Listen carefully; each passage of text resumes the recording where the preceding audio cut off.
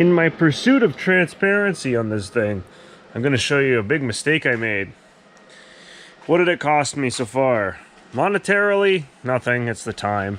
Probably 2.5 days of labor. Well, 2.5 days, that equates to evenings. Anyways, whatever. There's the flywheel and the clutch is under there somewhere. Transmission's out of the car. Took it for a test drive. It was awesome. I went 50 kilometers. 50 kilometers. Got home and started. It had a leak. There was some oil running down the length of the transmission and all the way to the trans mount. Hoped it was trans fluid oil. I was not so lucky. No, you know what it turned out to be? I took a picture because I felt so silly when it was done that I found it. Rear main seal. Back down on all 4 paws. Wheels. Anyway, the transmission's all back in. Everything under the car is now 100%. I filled it with engine oil and I did fire it up. I let it run for like probably about a minute out here. Pressure was good. Oil pressure was good. It was charging, doing everything it's supposed to be doing. Put it in gear, bring the clutch out slow. It's you could feel it engaging, disengaging. So it's exactly what I hoped it was. It should be good to go from a test drive standpoint. I got lots of tools to still clean up and put away. So my plan is to do that first. Clean up, put everything away, tidy this place up. Then tomorrow night, I'll have a good chance to take this for a drive. Shake down again and just see if we're going to end up with any more leaks. Now that I did the rear main properly, I filled those cavities with RTV. I did it all from the underside of the car. And I also put the pipe cleaner product in there that's supposed to add moisture to the RTV, help it cure. And then I let it sit. It cured for 48 hours before I put oil in this engine. So I did everything else. The very last thing I did was put oil in it. So I tried to draw that out for as long as I could. I think that's gonna be the best shot here, other than taking it for a spin, which is the next step. Another evening update here, which is actually early morning per my normal tradition. I've started the rust repair on the car. I took it for a test drive. Total kilometers now, 80, 90? Let's see. Dome lights off. I can read the odometer. Hold on. Can I see anything? 29. Okay, funny, because I think I started at like 33, so I'm like 94 kilometers in. Whatever. Not a drip. Not a drop. I drove it and I drove it. Well, no, I didn't beat it up too hard. But I drove it, came home, parked it, and I put fresh cardboard underneath. Clean, fresh cardboard. Not one drop on it. So, fantastic. I think I've got that nipped in the butt now. So I decided chuck it up on the ramps, lift it, and then start working on the patchwork here. So, inner wheel arch, this back corner, it was hidden under the undercoat, but that was pretty much gone. And from there, the rear portion of this lower control arm, there's structure there. There's supposed to be structure there. So I'm putting structure there. It's gonna be fine.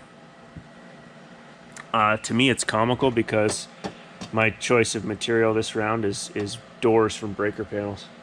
Heavier gauge steel is kind of nice. The wheel arch here, I just had some thin sheet laying around. That's better to make the shape with, but the structural pieces that are a little more important are going to be out of this heavier gauge, which is kind of in between. It's a little lighter than what I have on the table, but it's easier to work with that way. I think it's going to be more than suitable, so got to remember to maybe I'll have enough motivation to fix this fender, at least this corner of it, because that's where the mud flap lands and mounts, so used to mount. Anyways, the passenger side I know was a lot less bad. This is the worst side, so hopefully if I smash through the driver's side and it's done, then when I get to the passenger side, it'll be like a cakewalk or cake eat. I like cake. Everyone likes cake. Cool. Okay, I guess this would be considered the end of night 3. It's not even that late for normal, but it's enough time for me to still clean up and get into bed at like a reasonable hour, which is awesome. I just finished the last patch on the passenger side bottom. It's done. I iced it. When I say ice it, because I use icing. I don't use seam sealer. I've had really good luck with this quad window door siding. This LePage sealant works really well. It stays flexible, it paints nice, and it's very affordable when you consider what the cost of seam sealer actually is. It's what I've used everywhere on this car, and it does a great job. I would certainly recommend you guys consider it if you're trying to do something on a budget. That LePage stuff is great, the quad. And you could buy it in different colors. So you could like accent and buy whatever color you want. I just happen to have white because I used it on my building and this was a leftover tube. So now we're good. I got to sweep, clean, put away tools, drop this on the ground. Not drop it, you know what I mean. I think I got to retorque the wheels just to make sure, because I had this one off for a little while to do some patchwork inside the fender. But it's all buttoned up now and done. So I think clean up and then probably some test drives to break in this engine is going to be the next main focus. So maybe tomorrow night, instead of coming out here to work, I'll come out here and take the car and just leave and go for a while. So we're 1 week away from taking off and hitting the road and actually starting this adventure. Continuing this adventure, because if you've watched up till now, you know how much effort has gone into getting to just this point now. 7:09, so let's see, 3, 4, 5, 6, 7. So I'm just under 400 kilometers down on the car. It feels really, really great. It's not dripping a lick. This is all water when it rains. We had a really strong driving rain. Everything's doing exactly what it's supposed to be doing. So I need to get down about 300 more kilometers is my goal. I want to get to 250,000 even on my odometer. That's going to be my point where I dump out the break-in oil and put in a conventional something good. Today is Thursday, the 28th. On the 31st, which is Sunday, we're hitting the road.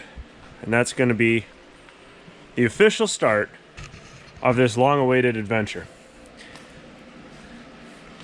I don't think you've seen it yet, but this is my car tent.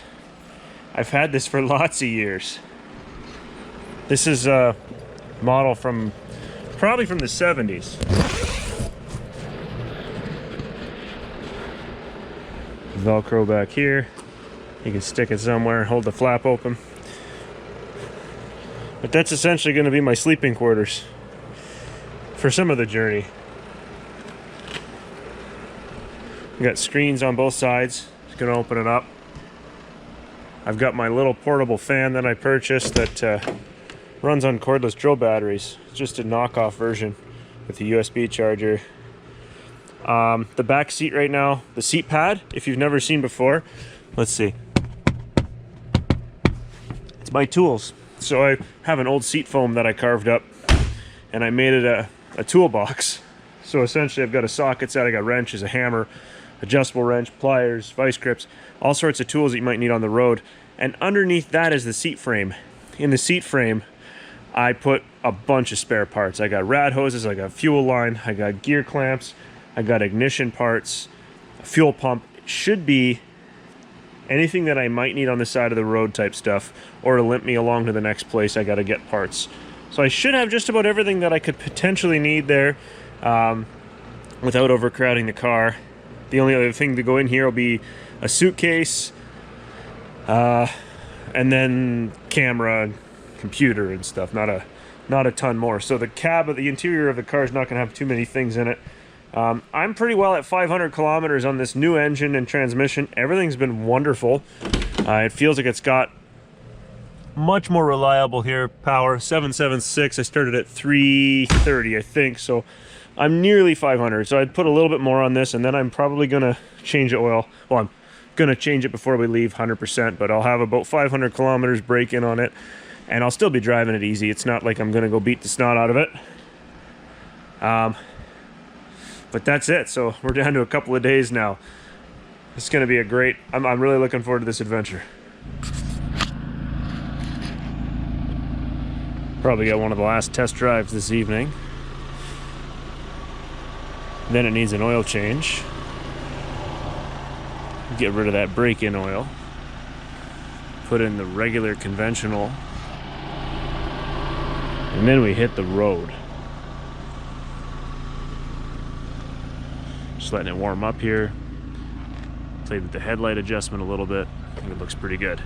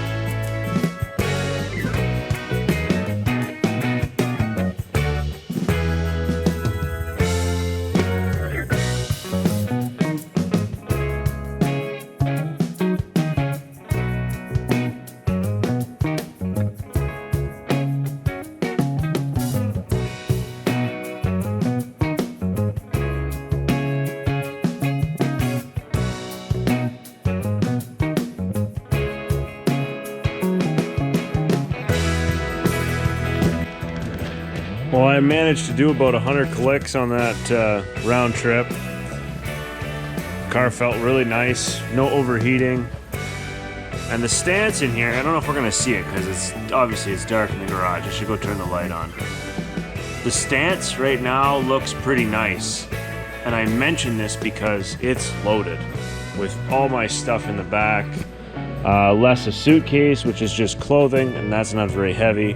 And I will have a little bit of snack food and such with me, but so far I'm really excited that this has come as far as it has come. This car was not much when I first got my hands on it. Squeaky. It's definitely evolved. I gotta check that. It's probably fine. Perfecto.